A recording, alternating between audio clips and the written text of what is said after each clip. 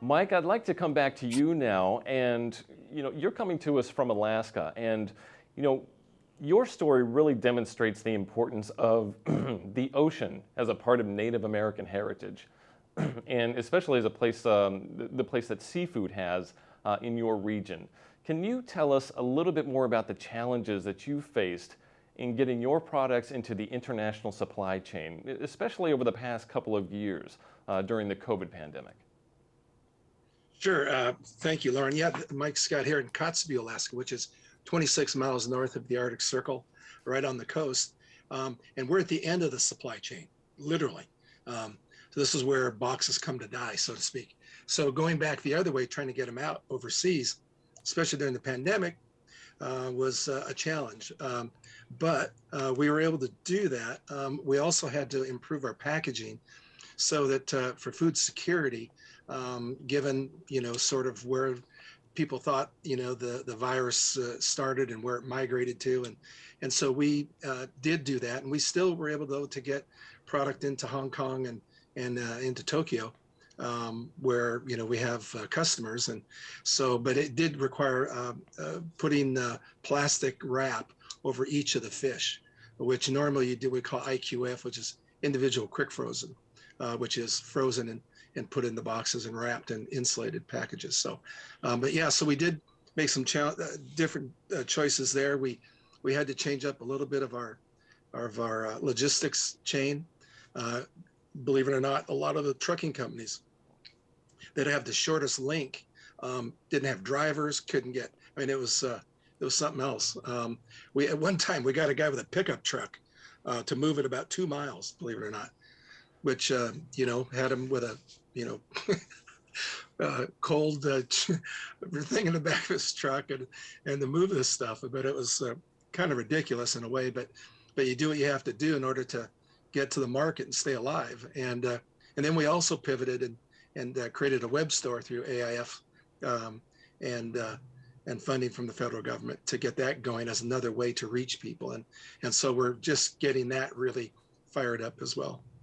I imagine you have some pretty amazing stories. Now, you started your comments with the fact that you're actually north of the Arctic Circle. Let me ask you this, as a small business owner in that part of the world, I mean, how did you first find out about the opportunities for exporting to other countries? And how did you go about investigating that? And how did you eventually get involved in that and make that a part of your business? Well, it's probably not the way you'd write it up, but it was a chance encounter at a conference, and the Alaska rep for American Indian Foods was there, and her boyfriend and I were friends, and happened to mention she had just gone on board and had asked, "Hey, you interested in looking at what American Indian Foods can do?" And actually, what I said at first was, "Is it a government-funded program?" Probably not, because I was in government for 25 years. And I didn't want to deal with all the paperwork as a small business. And they go, "Oh, no, it's not like that at all. It's really streamlined, it's flat, it's agile." And so I sat down and I went through it and I go, "Wow, you are different. This is great. Yeah, I'm all in." And so we've been all in for, I don't know, 10 years now or whatever it is. And we're a big promoter of AIF, and we'll do whatever we can to help others, move along and get along and all that, because it's a great entity for us to really share a lot of things, and I'm happy to do it and things like this. But yeah, I'll go back. You mentioned about the ocean and how important that is. Couple of things. Alaska's constitution has sustained yield in it so that nobody can harvest more than what the fishery can produce. We, on top of that, then say we will only take 50% of what the government says is sustained yield, so that we know there's plenty of fish for subsistence, because a lot of people here, live off the land, fish. And so we want nothing for commercial fishing to interrupt that. So we do that as well. And then as far as things in the ocean, we're pretty careful about looking at what's going on, if there's development and what have you, and making sure that the fishery is protected, because it's not just for commercial fishing, it's for people to live and eat every day. And so, the ocean's health is real important to us. Let me ask you this, as far as other businesses that would want to get involved in that space, what is some of the advice that you would give to them? Because you had mentioned before that it can be very complicated. You worked in government. You said you didn't want to deal with the paperwork. But in your experience, you found it was quite easy, and it was streamlined. It was easy to facilitate your involvement in international markets. What advice would you give to other businesses who are maybe looking at accessing international markets, but they're not quite sure how to proceed with that? What would you say to them? I would say take the Native American view, which is the long view. Don't take the Western short view, because that's not how it works.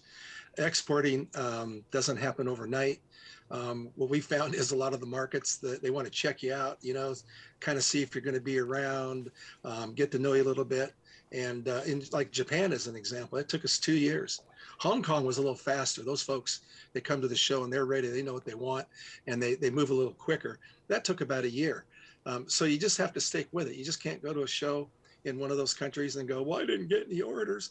Well, it's not about getting the orders there. If you do, that's great. But normally that'll happen the second year, because you've got to know them and you meet there and you do those things. But stay with it. It's too many times I think folks think it should be really quick, and it's work. You got to work at it, and but it's well worth the investment. I could tell you today, without revealing numbers, that had we not been part of AIF, we would not have really our best customer, because it was an outgrowth of what we did at AIF, both overseas and at the Boston Seafood Show. So AIF has been instrumental, and I would encourage anybody, and I will encourage them, and I try to join AIF, but because it's a invaluable organization for Native American small businesses, which all of us are. As far as Native American culture goes, in terms of how you market your business, what aspect does that take, and how much do you emphasize that in the products that you sell and how you're communicating with your export markets? So, Mike, I'd like to start with you up above the Arctic Circle to give us some perspective on how Native American culture is viewed by the people overseas that you deal with. Well, we have a video that we tell the story. It's 3-4 minute video, and the Inupiaq people have been here for 10,000 years, so plus. In fact, there was a recent discovery. It looks like it may be closer to 16,000 years, and so it's critical to our story, because we're a small fishery. The fishermen use set nets. It's all brought in the boat by hand. None of this is mechanized, but the authentic label of American Indian Foods, we put it on our website, we put them on our products, and we put it all our promotional material, and we use AIF's own promotional materials at our shows and elsewhere when we're not in the presence of AIF. So it's become a real integral part of how we market. When we're discussing climate change, the Arctic is one of the places where climate change is having an outsized impact, at least here in the near term. What role does that traditional knowledge of stewardship play in how you are running your business and what you're seeing in the future? Well, first let me apologize the 2 times so your viewers know that it was my fault for the technical difficulty. I was muted. It wasn't yours, so my apologies for that. Well, it's critically important. I mean, President Obama made a visit here to Kotzebue for that very reason, talking about climate change and the ocean and what have you, and stood right where everybody, you saw the video where they were fishing and saw that. And, for us, you can't be a fishing company and not be concerned about climate change, because we see temperatures rising. Temperatures rising in the ocean are terrible for seafood, first off.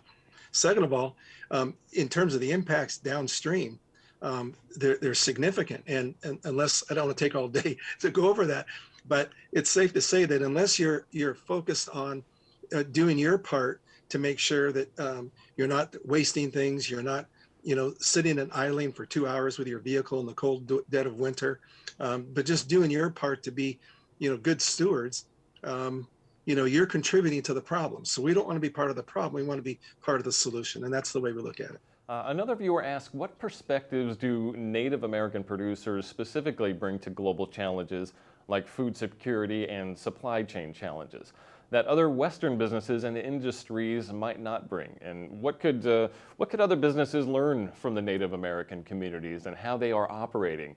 Mike, let me come back to you with that question. Yeah, a great question. When we first started and got into the business, we were approached by some of the fishermen because the prices were so depressed to the point where they lost money if they went out because gas prices, number one cost. And you can imagine now gas here is $8 a gallon. I hear the national debate, hey, $3, $4. Yeah, come on here, it's $8.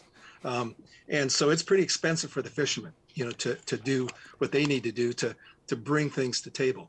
So, for us, the way we kind of look at things in the end, what is it good for our tribal members? Is it good for the community at large? And if so, what do we need to do in order to bring that about? And so we actually like to think that we're actually agents of change. And the fish, as you saw them come into the boat, um, they never used to bleed them.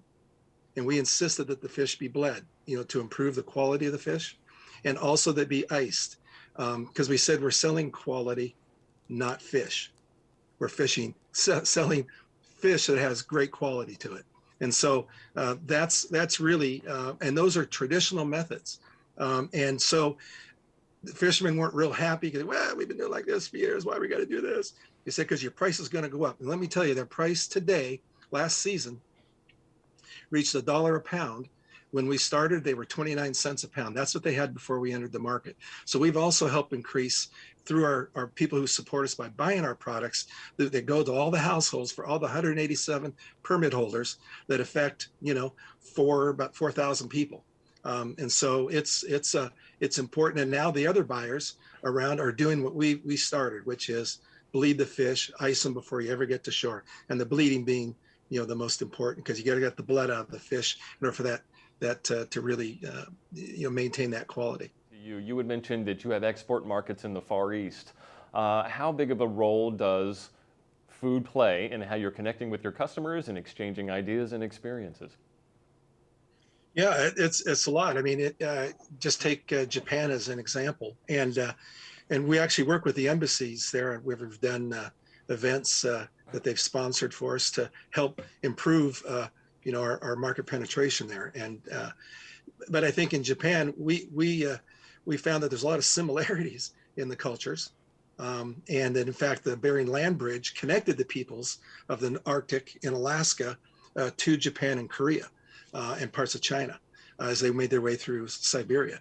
And so there is a kind of a connection there. There are some differences, but what we've learned is that there are real commonalities with the cultures that we can identify with.